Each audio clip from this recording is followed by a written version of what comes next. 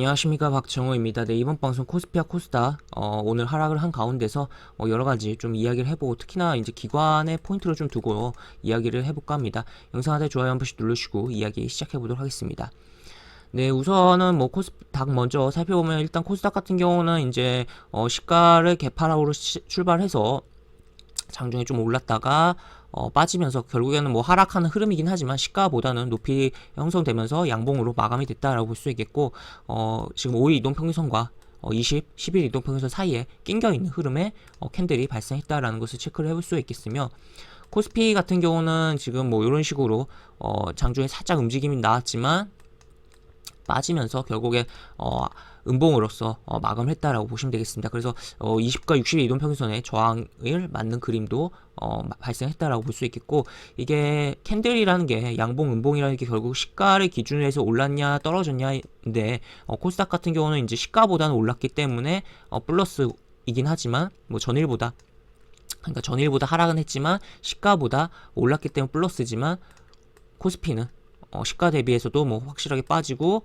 전일 대비해서도 빠진 하루였다라고 보시면 되겠습니다. 그런 가운데 오늘 시장을 결국에 끌어내린 것은 뭐 결국에 주범은 결국 외국인이었다라고 볼 수 있겠는데, 물론 우리 시장이 외국인의 영향을 굉장히 많이 받는 부분이 있긴 하지만, 어쨌든 그런 가운데서 그 부분부터 먼저 체크를 해보면, 일단 뭐 외국인이 선물 매도를 이제 1시경 넘어서 굉장히 뭐 거의 수직으로 꼽듯이 뭐 매도를 진행을 한 부분이 있었어요. 뭐 그러면서 계속적으로 선물도 그렇고 현물도 그렇고 매도를 계속적으로 진행을 하고 시장에 악영향을 준 부분이고, 그런 가운데서 이제 삼성전자라든지 SK 하이닉스를 특히나 뭐 매도를 많이 하면서 시장을 영향을 줬다라고 볼 수 있겠습니다. 아무래도 당연히 이제 뭐 외국인들 입장에서 포트폴리오에서 가장 뭐 우리나라 비중이 클 수 있고 또 우리나라의 지수를 추적하는데 활용할 수 있는 종목이 두 종목이기 때문에, 그러한 측면과 또 추가적으로 이제 뭐 반도체에 대한 뭐 피크아웃에 대한 이야기도 뭐 나오면서, 뭐 최근에 오늘 뭐 바로 부각된 게 아니고 예전부터 계속적으로 좀 나오긴 했는데, 오늘 좀 유독 더 디램 가격에 대한 이야기가 나오면서 SK 하이닉스 같은 경우는 부각이 됐던 거 아닌가 싶고, 그리고 추가로 이제 환율에 대한 부분도, 현재 이 환율이 이제 뭐 장중에 계속적으로 변동이 있긴 했지만, 현재 요 금액 가중 이 기준 같은 경우는 이제 연고점 직전까지 올라온 부분입니다. 그래서 그런 것도 생각을 해볼 수가 있겠다라고 볼 수 있겠습니다. 그런 가운데 현재 여기서는 이제 외국인이 6천억 매도로 잡히긴 하는데, 이게 지금 장이 마감된 후에 좀 변동이 발생한 부분인 거고, 이제 장 마감한 시점에는 1.6조였다라는 것을 체크를 해볼 수 있겠습니다. 그래도 굉장히 매도를 많이 한 하루였다라고 볼 수 있겠고, 그래서 뭔가 뭐 다른 장 마감 후에 뭔가 거래가 뭐 했겠다라고 조금 추정을 해볼 수 있겠죠. 그래서 어쨌든 그런 가운데서 장중에는 외국인이 굉장히 뭐 매도를 하면서 흐름이 안 좋았던 것을 이끌어냈던 하루였다라고 볼 수 있겠는데, 이러한 가운데서 이제 뭐 기관의 행보라면은 결국에는 뭐 외국인에 따라서 삼성전자와 SK 하이닉스를 같이 뭐 동반해서 매도를 한 부분이 있긴 했는데, 그러한 포인트 이외에도 다른 뭐 특징적인 부분이 있었다라고 볼 수 있겠습니다. 바로 요겁니다. 바로 이제 보시면 선물 인버스를 매수를 했다라고 볼 수 있겠는데, 이게 이제 코스피 이제 ETF의 개념부터 살짝 설명하고 가면, 이 ETF라는 것은 이게 ETF 상품이거든요. ETF는 이게 펀드예요. 펀드인데 시장에 상장이 돼서 거래를 주식처럼 할 수 있는 부분이에요. 그런 부분인데, 그러한 부분인데 요 선물 인버스는 이제 아무래도 선물이 이제 하락을 할 때 하방에 베팅을 하는 거고, 이제 곱하기 2가 돼 있잖아요. 그렇기 때문에 하방으로 갈수록 2배 상승을 한다라고 이야기를 할 수가 있겠습니다. 그런 가운데서 이제 뭐 외국인도 매수를 했지만 기관이 굉장히 매수를 금융투자 쪽에서 많이 했고, 또 특징적으로 이러한 매수 금액이 금액적으로 봤을 때 코스피 뭐 ETF로 포함한 코스피에서 가장 많은 큰 금액을 매수했다라는 것을 생각을 해볼 수가 있겠습니다. 그래서 외국인이 시장을 하락을 주도를 한 가운데서 기관은 또 한편에서 추가적인 하락을 대비하면서 매수를 이렇게 하방에 대한 부분을, 그러니까 베팅을 했다라고 볼 수 있겠습니다. 그래서 선물 쪽에서도 이제 추가적으로 외국인이 또 옵션 만기이기도 하고 추가적으로 매도가 나오지 않을까 좀 생각을 해볼 수 있겠고, 그런 부분에는 뭐 결국에 뭐 어제 영상 뭐 으로 이야기 드리는 크래프톤 뭐 상장의 그런 여파가 작용하고 있다라고도 볼 수 있겠고, 뭐 플러스 추가적으로 다른 영향들도 작용하고 있는 부분이 발생하고 있다라고 볼 수 있겠습니다. 아무래도 뭐 현재 뭐 우리나라 코로나 상황이라든지 또 추가로 글로벌적으로 이제 뭐 파월에 이제 내년 2월이 임기가 끝나거든요. 연준의 의장인 파월이.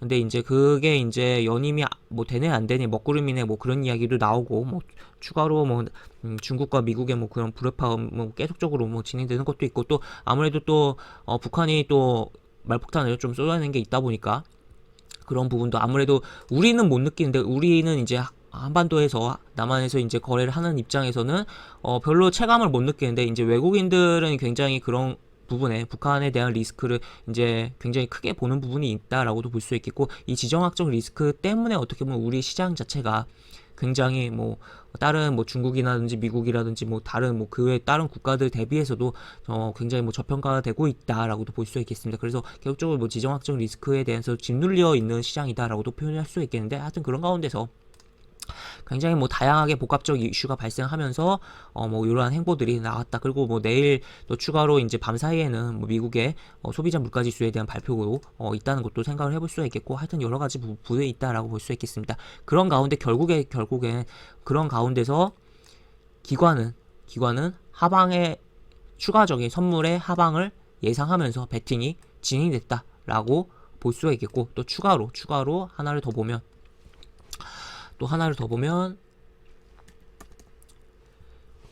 코스피 자체에 대해서도 하방에 대한 베팅을 한 부분이 있다라고 볼 수 있겠습니다. 보시다시피 계속적으로 이런 식으로 금융투자가 사들이고 있다. 사실 금융투자 단타 성향이 크긴 한데 계속적으로 꾸준하게 사고 있다는 것도 좀 찜찜한 부분이다라고도 해석을 해볼 수 있겠고, 그 추가로 또 반대로는 어디서 돈을 뺐냐라고 봤을 때는 이 코스피 지수가 상승할 때 2배 레버리지로 올라가는 ETF 상품에서 돈이 빠져서 반대쪽으로 이동을 했다라고 보시면 되겠습니다. 그래서 어떻게 보면 이러한 부분이 결국에는 오늘 시장 자체는 외국인이 분명 하락을 주도한 게 맞는데, 그 속에서 이제 기관 자금의 흐름을 봤을 때는 추가적인 이런 선물도 그렇고 현물도 그렇고 하방에 대해서 생각을 하면서 그런 ETF를 통한 베팅들이 진행이 되었던 하루였다라고 볼 수 있겠습니다. 그래서 굉장히 뭐 찜찜한 부분인 거죠. 우리 입장에서는 굉장히 뭐 시장의 추가적인 뭐 하방의 가능성을 높게 봐야 되고, 또 하락할 가능성을 봐야 되는 부분이다 보니까 계속적으로 뭐 조심을 해야 되는 상황으로 연출되고 있다. 그래서 지금 특히나 이제 또 추가로 보면은 여기 보시면 코스피 대형주 같은 경우는 뭐 어쨌든 결국 시장에 영향은 대형주가 많이 끼치는 부분이긴 한데, 어쨌든 그럼에도 특히나 하락률이 어쨌든 높았건 부분이고, 중형주 소형주는 이랬다는 거죠. 그래서 어쨌든 대형주들 거래에 있어서 경계를 좀 많이 해야 되는 부분이 작용하고 있다라는 것을 생각을 해볼 수 있겠습니다. 지금 대형주들 중에서 이제 공매도에 이제 하루 거래량 대비 늘어나는 종목들도 많이 보이고, 실제 그런 이후에 이제 주가가 추가적으로 레벨 다운들이 되고 있는 상황이 발생하고 있고, 대형주들 같은 경우는 이제 주가가 막 몇 개월씩 이제 추세적으로 잘 움직이다가 또 패대기 칠 때는 외국인 기관의 수급이 꼬이고, 또 추가로 공매도까지 더해지면서 굉장히 반등도 제대로 안 나오고 계속 밀려 내려가는 그런 흐름이 있거든요. 그렇기 때문에 지금 대형주들은 좀 많이 조심을 하면서, 뭐 다른 종목들도 동일하긴 하지만 대형주들에 특히 조심을 많이 하면서 시장을 바라봐야 되는 거 아닌가라고 생각이 드는 상황이다라고 정리를 해볼 수가 있겠습니다. 그래서 좀 더 한 번 더 다시 정리를 하면, 오늘 시장은 외국인의 주도한 하락이었는데, 뭐 거기다 뭐 기관이 약간 숟가락 얹으면서 하락을 더 뭐 부채질하긴 했지만, 어쨌든 외국인이 주도한 하락이었는데, 그 속에서 기관의 행보는 추가적인 하락을 염두에 두면서 ETF를 통한 베팅이 들어간 부분이 있었다라고 볼 수가 있겠고, 그런 가운데 뭐 시장에서의 결국 지수의 영향력이 가장 뭐 큰 건 대형주인 건 당연한 거긴 하지만, 어쨌든 대형주에 있어서 한번 이제 추세가 무너질 때 반등 다운 반등 없이 그냥 떨어지는 흐름들이 존재를 하기 때문에, 그리고 공매도의 비중들이 늘어나고 있는 종목들도 꽤 보이기 때문에 우리는 경계를 하고, 대형주에 있어서 최대한 다른 종목들도 경계를 해야 되는 상황이지만 시장 상황이 대형주에 있어서는 더더욱 경계를 하고 경계를 해야 되는 상황이 연출되고 있다라고 정리를 해볼 수가 있겠습니다. 이렇게 볼 수가 있겠고, 영상 하단에 보시면 설명과 댓글 부분에 동일한 링크가 들어갑니다. 이 링크 타고 들어오시면 제가 운영하는 무료 카톡방으로 입장하실 수 있고, 입장하실 여러가지 장주 시황 관련이라든지 또 속보 관련된 부분도 계속적으로 올려드리는 부분 있고, 또 이제 시장이 갑작스러운 뭐 변화가 발생할 때 그에 따른 뭐 여러 가지 내용들도 결국에 뭐 속보라든지 뭐 추가적인 외신에 대한 좀 정보성 내용들도 뭐 올려드리는 부분 있고, 또 추가적으로 질문 주시면 장중에 질문에 대한 답변해드릴 수 있는 선에서 답변해드릴 부분이 있으며, 또 공개 추천으로 진행하는 부분도 있으니까 이 부분도 참고해보시면 많은 도움이 되지 않을까 싶습니다. 그리고 요 링크로 입장이 어려우신 분들께서는 요 링크로 이제 접수해주시면 입장 도와드리는 부분도 있으니까 이 부분도 참고해보시면 많은 도움이 되지 않을까 싶습니다. 이상 박정우였습니다. 네, 감사합니다.